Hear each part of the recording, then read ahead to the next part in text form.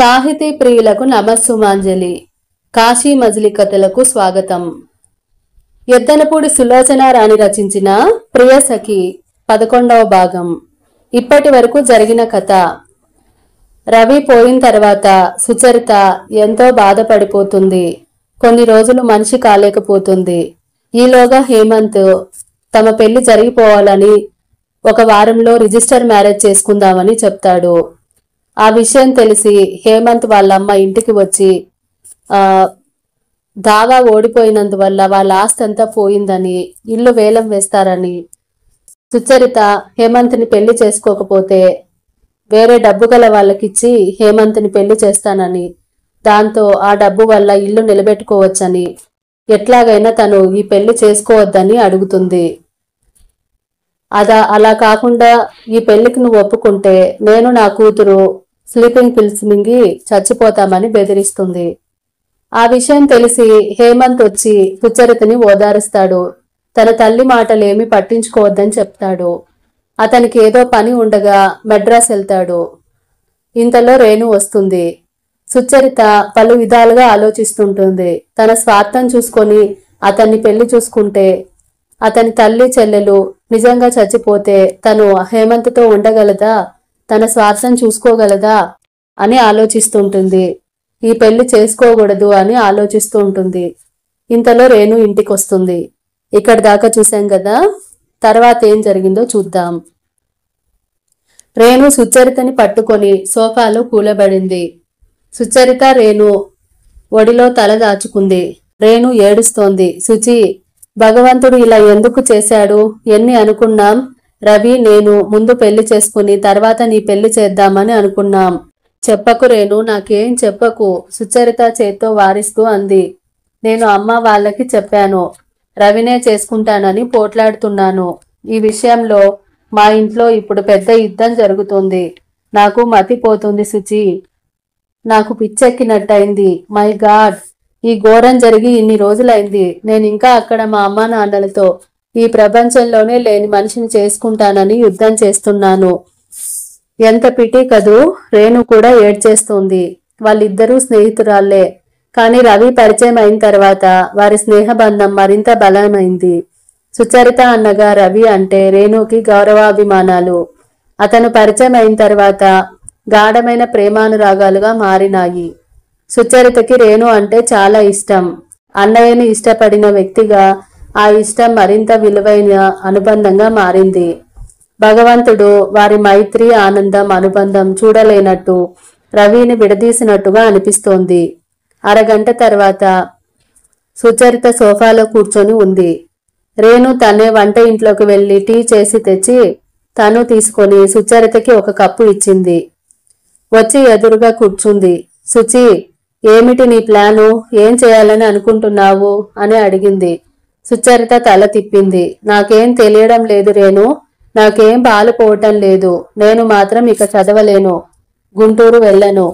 రేణు సుచరిత భుజం మీద చెయ్యి ఆనించింది. నేను అదే చెబుదామని అనుకుంటున్నాను. నువ్వు ఇక్కడ ఒంటరిగా ఉండటానికి వీల్లేదు. నాతో బయలుదేర్రా, నా వెంట తీసుకెళ్తాను. ప్రస్తుతానికి కొంతకాలం నా దగ్గర ఉంటే ఆ తర్వాత ఏం చేయాలన్నది ఆలోచిద్దాం. నేను ఎక్కడికి రాను రేణు.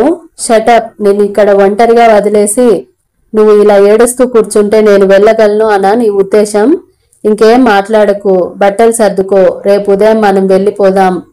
మీ అమ్మా నాన్న సందేహించింది. వారికి నేను నచ్చజెప్పగలను. మా ఇంట్లో నాదే పెత్తనం అన్న సంగతి నీకు తెలుసుగా అంది. సుచరిత ఆ రాత్రి పడుకుంది. పక్కన రేణు నిద్రపోతోంది. రేణు చెయ్యి సుచరిత నడం చుట్టూ వేసింది. సుచరిత హేమంత్ విషయం రేణుకి చెప్పలేదు. చెప్పాలని అనిపించటం లేదు. చెబితే రేణు ఏమని అంటుందో సుచరితకి బాగానే తెలుసు. షీట్, వాళ్ళమ్మని నువ్వు లెక్క చేసేదేమిటి? పెళ్లి చేసేసుకో అంటుంది. లేదంటే తనే దగ్గరుండి స్వయంగా ఆ పెళ్లి జరిగేలా చూస్తుంది కూడా. ఓహో, ఇప్పుడే రేణుకి చెప్పకూడదు. సుచరిత చాలా ఆలోచించింది. ప్రస్తుతానికి రేణు దగ్గరికి వెళ్లి ఉండటమే ఉత్తమం అనిపించింది. రేణు చెయ్యి మెల్లగా తప్పించుకొని లేచి వెళ్లి అవతల గదిలో టేబుల్ దగ్గర కూర్చొని హేమంత్కి ఉత్తరం రాయసాగింది. డియర్ హేమంత్, నేను వెళ్ళిపోతున్నాను. నువ్వంటే నాకు చాలా ఇష్టం, అందుకే దూరంగా వెళ్ళిపోతున్నాను. హేమంత్, నువ్వు నా మీద కోపగించుకోవద్దు. నువ్వు నీ జీవితాన్ని నాకు ఇచ్చేశావు.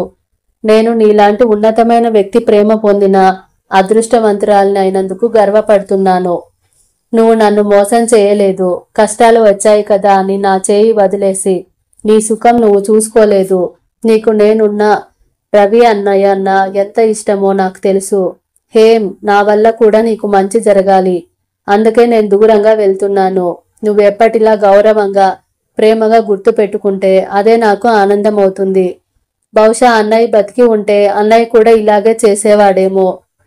ఇప్పుడు ఆ మంచి చెడుల నిర్ణయ భారం నా మీద పడింది. నేను నా బాధ్యత సరిగ్గానే నెరవేర్చానని అనుకుంటున్నాను. నేను కావాలని దూరంగా వెళ్ళిపోతున్నాను. ఒకవేళ నువ్వు నా కోసం వెతకద్దు. నేనెక్కడున్నానో తెలిసినా నాకు ఉత్తరం రాయాలని గాని నా దగ్గరికి రావాలని గాని ప్రయత్నం చెయ్యొద్దు. అన్నయ్య మీద ఒట్టు వేసి చెబుతున్నాను. ఇది నేను నా ఇష్ట ప్రకారం చేస్తున్న పని. నువ్వు కూడా నా ఈ నిర్ణయం ఆమోదించి గౌరవించాలని ఆశిస్తున్నాను. హేమ్, ఇష్టపడిన వాళ్లతో మనిషి జీవితం ముడిపడదు. అది జీవితం ఆడే ఆట. కోరుకున్న వాళ్ళు మన దగ్గర ఉండరు. అయినా మనం ఈ జీవితం భరించాలి. ఇదే నేను అర్థం చేసుకుంటున్నాను. నేను తీసుకున్న ఈ నిర్ణయం సరైనదే అని గాఢంగా నమ్ముతున్నాను. ప్రేమించడం అంటే ఇవ్వటమే, తీసుకోవటం కాదు. ఇది నాకు బాగా అర్థమైంది. అందుకే నేను వెళ్ళిపోతున్నాను. నువ్వు నా మీద ఆగ్రహంతో రంకెలు వేస్తావో, అలిగి నా పేరే ఎత్తనని ప్రతిజ్ఞ చేస్తావో, లేక నా మీద ఉన్న ఇష్టాన్ని నీ ఆంతర్యపు అడుగు పొరల్లో జ్ఞాపకాల పెట్టిలో భద్రంగా దాచుకుంటావో, అది కేవలం నీ నిర్ణయానికే వదిలేస్తున్నాను. ఇప్పుడు నేను నీకు ఏమవుతాను? రేణుకిలాగా చాలా దగ్గర వ్యక్తిని. స్నేహానికి వయసు భేదం కాని, స్త్రీ పురుష వివక్షత గాని లేదుగా. అందుకే ఇక నుంచి నేను నీ ప్రియసఖిని. నీ ప్రియసఖి సుచరిత. సుచరిత ఉత్తరం రాసి కవర్లో పెట్టి అంటించేసింది. చాలాసేపు దీపపు వెలుతుల్లో ఆ ఉత్తరం చేతులతో అటు ఇటు తిప్పుతూ దాన్ని తదేకంగా చూస్తూ కూర్చుంది. సుచరితకి ఆ ఉత్తరం చూస్తుంటే తన అదృష్ట దురదృష్టాలు తనే ఫెయిల్ చేసిన భావన కలుగుతుంది. అయినా బాధగా ఏమీ అనిపించలేం లేదు. న్యాయం చేశాననే భావం ఆమె మనసుకి అపారమైన ధైర్యం చేకూర్చసాగింది. సుచరిత రేణు గదిలో మంచం మీద కూర్చొని ఉంది. డైనింగ్ హాల్లో నుంచి రేణు తల్లి విశాలమ్మ గారి అరుపులు వినిపిస్తున్నాయి. అన్నం ఎందుకు తినవు? నాకిష్టం లేదు. ఎందుకు ఇష్టం లేదు? అన్నింటికి జవాబు చెప్పాల్సిన పని నాకు లేదు. ఆగు. ఇక్కడి నుంచి వెళ్తే నీ వెంట నేను రాలేనన్నా నీ ఉద్దేశం? నువ్వెక్కడికి వెళ్తే అక్కడికి వస్తాను. నువ్వు అన్నం మానేసేంత మాత్రాన ఈ పెళ్లి విషయం ఎత్తకుండా ఉంటానని అనుకోకు. ఆ పిల్లవాడి తల్లి ఉత్తరం రాసింది. ఏమని జవాబు రాయమని ఉంటావు? మా అమ్మాయి పెళ్లి చేసుకోనంటోందని రాయి. నోర్ముయి, ఆవిడ అరిచింది. ఆ పని నువ్వే చేయరాదు. ఏమన్నావు నువ్వు? రేణు గదిలోకి పారిపోయి వచ్చి తలుపులు మూసుకుంది. ఆవిడ తలుపులు బాదుతోంది. నిన్ను చంపేస్తాను. మరీ బరితగించి మాట్లాడుతున్నావు. నువ్వు చంపటం శ్రమెందుకులే, నేనే చస్తాను. నీకు పీడ విరగడవుతుంది. సుచరిత చప్పున వచ్చి రేణు నోరు మూసి చేయి పట్టి లాక్కు వచ్చి మంచం మీద కూలేసింది. రేణు, నీకు బుద్ధుందా? ఏమిటా మాటలు? నాకు పెళ్లి చేసుకోవాలని లేదు. ఆవిడ పోరు నేను పడలేకుండా ఉన్నాను. సుచరిత చేయి పట్టుకొని నచ్చజెప్పింది. రేణు, వచ్చినప్పటి నుంచి చూస్తున్నాను. మీ ఘర్షణ వింటూనే ఉన్నాను. నాకు నీదే తప్పనిపిస్తోంది. మీ అమ్మకి నాన్నకి నీ పెళ్లి చేయాలని తొందర. మంచి సంబంధం వచ్చింది, వదులుకోవడానికూడదని వారి ఆరాటం. నీ మనసు అన్నయ్య మీద ఉంది నిజమే. వాడు బతికి ఉంటే నువ్వు మాట్లాడినా ఒక అర్థం. వాడిప్పుడు లేడు. నువ్వు పెళ్లి చేసుకోక తప్పదు రేణు. నువ్వు మీ అమ్మా నాన్న చెప్పినట్టు విను. నీ మనసు బాగలేకపోతే ఆ మాట సౌమ్యంగా చెప్పు. రేణు, తల్లి తండ్రి లేని నేను దురదృష్టవంతురాల్ని అనుకుంటే తల్లిదండ్రులు ఉండి కూడా వారిని నువ్వు దూరం ఎందుకు చేసుకుంటావు చెప్పు? ఓ హెల్, నా తల చిట్లిపోతుందా అన్నంత కోపం వచ్చేస్తుంది సుచి. రవి మాట అమ్మకి తెలియదు నిజమే. ఇప్పుడు చెప్పి లాభం లేదు అని ఆ విషయం నాలో నేనే మింగేశాను. ఇప్పుడే పెళ్లి చేసుకోమని వాళ్ళు బలవంత పెడుతుంటే ఎలా కాదనాలో తెలియక, వాళ్ళకేం చెప్పాలో తోచక నాకు పిచ్చెక్కిపోతుంది. అందుకే అలా పోట్లాడుతున్నాను. రేణు, నాకింత ధైర్యం చెప్పిన దానివి నీవు ఎందుకు మనసు కుదుటపరుచుకోలేకపోతున్నావు చెప్పు? నాకేం తెలియటం లేదు సుచి. నా మాట విను. నువ్వు ముందు మీ అమ్మా నాన్నలతో ఈ ఘర్షణ మానే. రేణు సుచరిత మెడ చుట్టూ చేతులు పెనవేసింది. నేను రవిని మర్చిపోలేకపోతున్నాను శుచి. ఎన్నో అనుకున్నాను. అనుకున్నవేవి జరగవు రేణు. మనకు దొరికిన దానితో సరిపెట్టుకోవాలి. నువ్వు ఎప్పటికైనా పెళ్లి చేసుకోవాల్సిన దానివే. సుచరిత వెళ్ళి ఒక కవర్ తెచ్చి చూపించింది. చూసావా, నువ్వు ఉత్తరం రాసావే, మీ బాబాయి మాధవరావు గారు. ఆయన నన్ను బొంబాయి రమ్మనమని రాశారు. ఆయన రాయబోయే పుస్తకానికి ట్రైబల్ లైఫ్ ఇన్ సౌత్ ఇండియాకి నన్ను ఫోటోలు తీయమని రాశారు. పుస్తకం పూర్తయ్యే వరకు నెలకి జీతం ఇంత అని ఇస్తారట. తర్వాత వచ్చే రెమ్యునరేషన్ను పర్సెంటేజ్గా ఇస్తారట. నిజంగానా? రేణు ఉత్తరం చదివి సుచరితని ఆనందంగా కౌగిలించుకుంది. కంగ్రాచ్యులేషన్స్, బాబాయ్ చాలా మంచివాడు. పిన్ని కూడా నిన్ను బాగా చూస్తుంది. అమ్మయ్యా, నాకిప్పుడు చాలా ఆనందంగా ఉంది. ఏదో ఒక పనిలో పడిపోతే గాని నువ్వు రవి దారుణం నుంచి కోలుకోవని నా నమ్మకం. రేణు సుచరిత భుజాలు పట్టుకొని మరింత హత్తుకుంటూ, శుచి, నువ్వు వెళ్ళిపోతావా అంది భయంగా. ఎక్కడికి వెళ్తాను? మీ బాబాయ్ గారింటికేగా. ఎప్పుడు పిలిస్తే అప్పుడు రెక్కలు కట్టుకొని వాళ్తాను అంది సుచరిత. రేణు సుచరిత గురించి వాళ్ళ బాబాయికి ఉత్తరం రాసింది. శుచి మంచి ఫోటోగ్రాఫర్ అని, ప్రైజు వచ్చిందని రాస్తూ ఆ ఫోటో జతపరిచి పంపించింది. మాధవరావు గారు ఎప్పుడూ పుస్తకాలు రాస్తుంటారు. ఫోటోగ్రాఫర్ని వెంట తీసుకువెళ్తుంటారు. ఈ మధ్య అతను ఉద్యోగం వచ్చి వెళ్లిపోయాడని మాట వరుసగా ఆ మధ్య వచ్చినప్పుడు చెప్పారు. రేణు రాసిన దానికి ఆయన వెంటనే సుచరితని పంపమని జవాబు రాశారు. రేణుకు ఆనందంగా ఉంది. సుచరిత దూరం అవుతుందని విషాదంగానూ ఉంది. సుచరిత ఇక్కడికి వచ్చి 4 నెల రోజులకి పైగా అవుతోంది. తను వచ్చిన మర్నాడే రేణుకి సుధాకర్ ఫోన్ చేశాడు. సుచరిత కోరినట్లే రేణు శుచి నాతో రాలేదు అని చెప్పింది. సుచరిత ఇక్కడ ఉన్నట్టు ఎవరికీ తెలియనీయలేదు. సుచరిత తన ఉనికి తెలియకుండా ఉండటానికి రేణు మరో కారణం అనుకుంది. రవి అప్పుల గురించి రేణుకి తెలుసు. హఠాత్తుగా అతని పోయాడు. అసలు వాళ్ళు సుచరితని ఎక్కడ వెంబడిస్తారోనని రేణు భయం. 4 నెల రోజుల నుంచి ఇంట్లో ఉండటం సుచరితకి మరీ ఇబ్బందిగా ఉంది. రేణుకి తల్లిదండ్రులకి క్షణం పడటం లేదు. వాళ్ళు మాటి మాటికి నువ్వైనా చెప్పు అంటూ తనని నిలదీస్తున్నారు. ఈ ఉద్యోగం వచ్చినందుకు సుచరితకి గుండెల మీద నుంచి కొండంత భారం దింపినట్టయింది. ఆ మధ్యాహ్నం సుచరిత రేణు అమ్మగారి గదిలోకి వచ్చింది. నాకు ఉద్యోగం వచ్చింది. మాధవరావు గారే రమ్మనమని రాశారు. నేను రేపు వెళ్తున్నాను పిన్ని గారు. టికెట్ రిజర్వ్ చేయించుకున్నాను అంది. మంచిది అంది ఆవిడ ముభావంగా. పిన్ని గారు, ఈ 4 నెల రోజుల నుంచి మీరు నన్ను ఇంట్లో అట్టి పెట్టుకున్నారు. మీకు థ్యాంక్స్ అండి అంది నమ్రతగా. వినయపూర్వకమైన ఈ కృతజ్ఞతా వాక్యాలు వినగానే ఆవిడ అహం శాంతించింది. ముఖంలో ప్రసన్నత వచ్చింది. అందులోనూ సుచరిత వెళ్ళిపోతానని అంటుంది. దానిదే ముందులేమ్మా, మా రేణు లాంటి దానివి. నిన్ను మేము ఆదుకోకపోతే ఎవరు చూస్తారు? నా బాధల్లా రేణు చెప్పిన మాట వినటం లేదనే. చూడమ్మా, నువ్వే ఈ ఫోటో చూడు. పిల్లాడు ఎంత రాజసంగా ఉన్నాడు. ఆవిడ లేచి వెళ్ళి ఫోటో తెచ్చి సుచరిత చేతికిచ్చింది. మాకు తెలిసిన ఆయనకి వీళ్ళు బాగా తెలిసిన వాళ్ళు. మంచి కుటుంబం. రేణుని వాళ్ళమ్మ పెళ్లిలో చూసింది. రేణు ఫోటో పంపాం. పిల్లాడు కూడా చాలా ఇష్టపడ్డాడని, పిల్లవాడు తనెంత చెబితే అంత అని. వారికి అభ్యంతరం లేదని ఆవిడ రాసింది. వారి వైపు అభ్యంతరం లేదు. లక్షణమైన సంబంధం. నేనే మా రేణుని ఒప్పించలేకపోతున్నాను. ఈ రోజుల్లో అన్ని విధాలా మనకు అనువైన సంబంధం దొరకాలంటే ఎంత కష్టంగా ఉందో పిల్లలు మీకేం తెలియదు. సుచరిత ఒక క్షణం ఉలిక్కి పడింది. ఫోటోలో నుంచి హేమంత్ దొంగ, నువ్వెక్కడ దాక్కున్నావో నేను కనుక్కోలేవని అనుకుంటున్నావు కదూ అన్నట్టుగా చిరునవ్వుతో ఉంది. సుచరిత కాళ్ళ కింద భూమి కదిలిపోయినట్టుగా ఉంది. అలాగే నివ్వరపాటుగా ఆ ఫోటోను చూస్తోంది. ఆవిడ అతని తల్లి రాసిన ఉత్తరం కోసం వెతుకుతూ, ఉత్తరం కూడా నీకే చూపిస్తాను. ఆవిడ మా కుటుంబంతో సంబంధం కలుపుకోవాలని ఎంతగా అనుకుంటుందో. కాస్త నువ్వైనా రేణుకి నచ్చజెప్పమ్మా. రేణుని ఒప్పించావంటే నేను చచ్చి నీ కడుపున పుడతాను అంటూ ఉత్తరం కూడా తెచ్చి సుచరిత చేతికిచ్చింది. సుచరిత ఆ ఫోటో ఉత్తరం పట్టుకుని తన గదిలోకి వచ్చింది.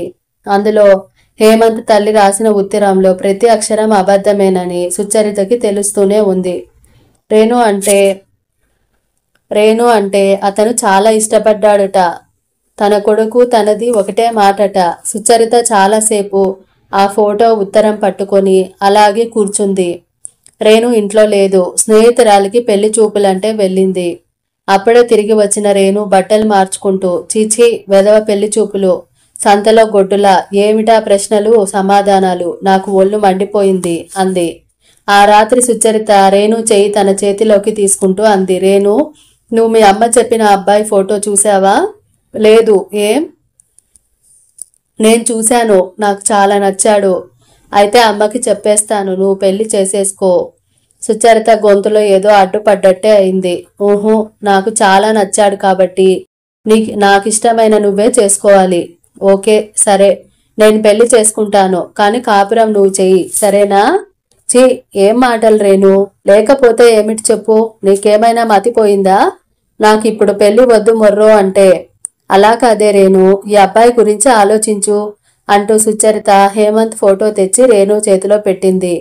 ఆ ఫోటో అలా ఇస్తుంటే తన ప్రాణం రేణు చేతికి ఇస్తున్నట్టే ఉంది.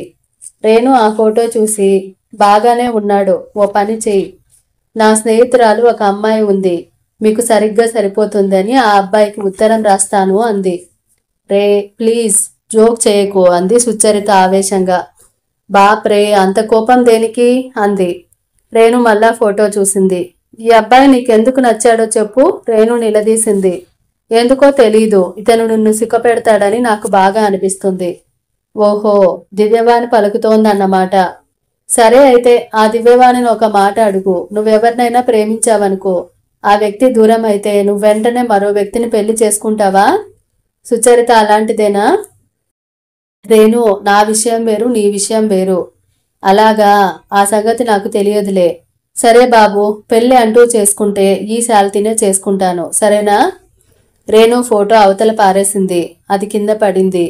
రేణు వచ్చి సుచరిత 2 భుజాల మీద చేతులు ఆనిస్తూ, నువ్వు రేపు ఊరెళ్తున్నావుగా, ఏదైనా మంచి మాటలు చెప్పవు అంది. నువ్వు తొందరగా పెళ్లి చేసుకో అంది సుచరిత. అవతల హేమంత్ ఫోటో కింద పడి ఉంది. అది తీయాలని సుచరిత మనసు తహతహలాడుతుంది. రేణు చెయ్యి వదిలించుకోబోతుంటే రేణు గట్టిగా పట్టుకొని కదలనీయలేదు. ఇంతలో ఫోన్ మోగింది. రేణమ్మ గారు ఫోన్ అంది పనిపిల్ల. రేణు సుచరితని వదిలి వెళ్ళింది. సుచరిత చప్పున వెళ్లి హేమంత్ ఫోటో తీసుకుంది.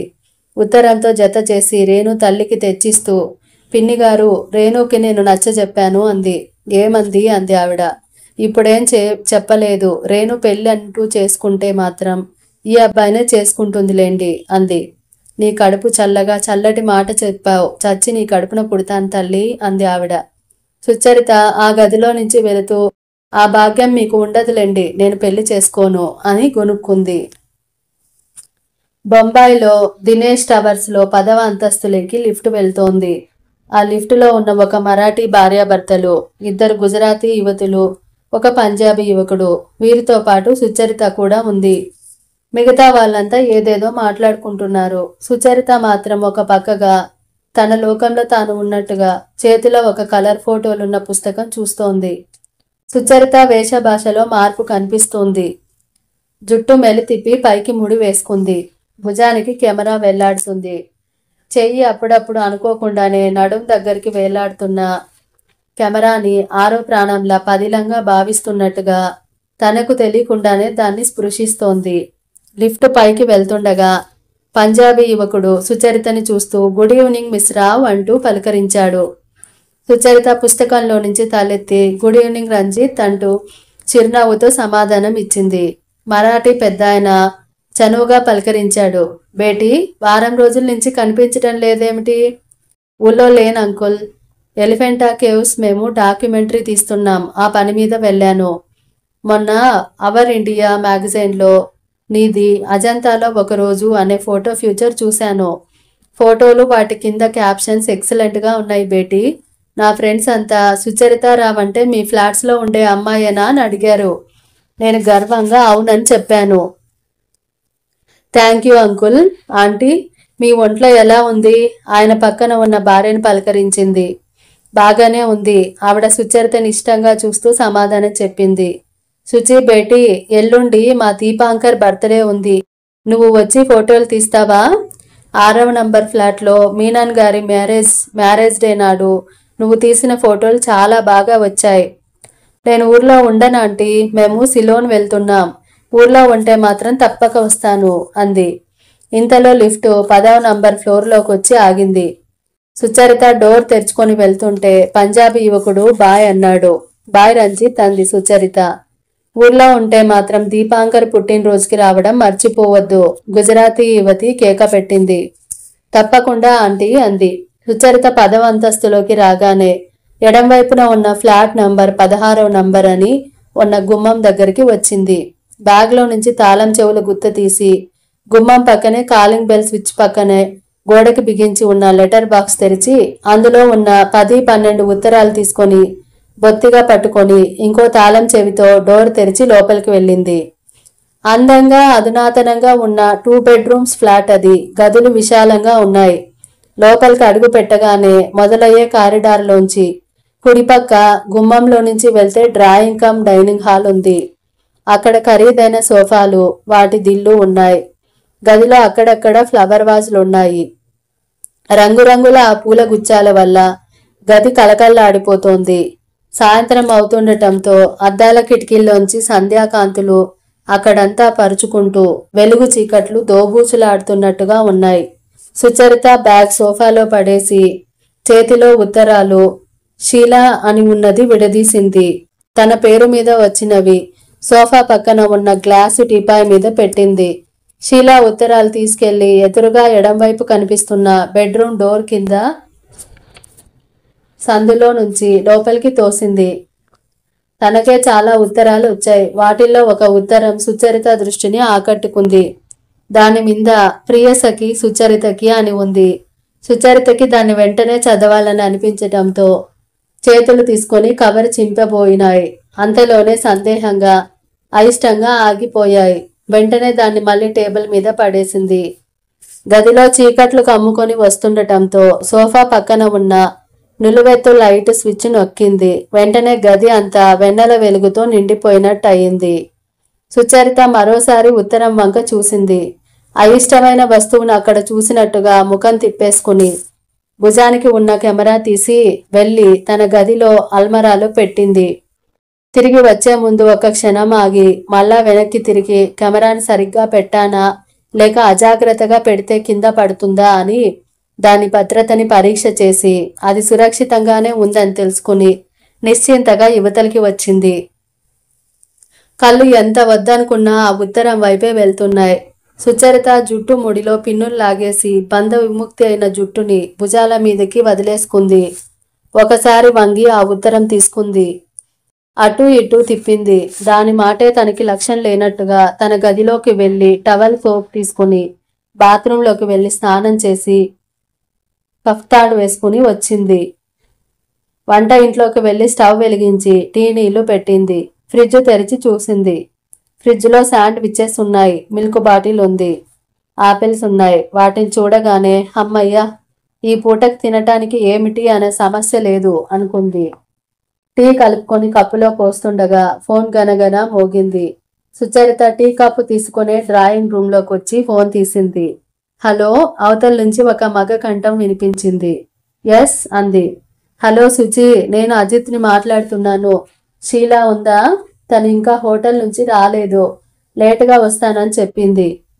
రాగానే నేను మిస్సెస్ ఇరానీ ఇంట్లో వెయిట్ చేస్తుంటాను. అక్కడికి వచ్చేయమని చెప్పు. డిన్నర్కి బయటకు తీసుకెళ్తానని చెప్పు. Okay? Okay. How are you? Fine. How is your photography? Fine, thank you. నేను షీలా కోసం వెయిట్ చేస్తుంటాను. రాగానే చెప్పటం మర్చిపోవుగా?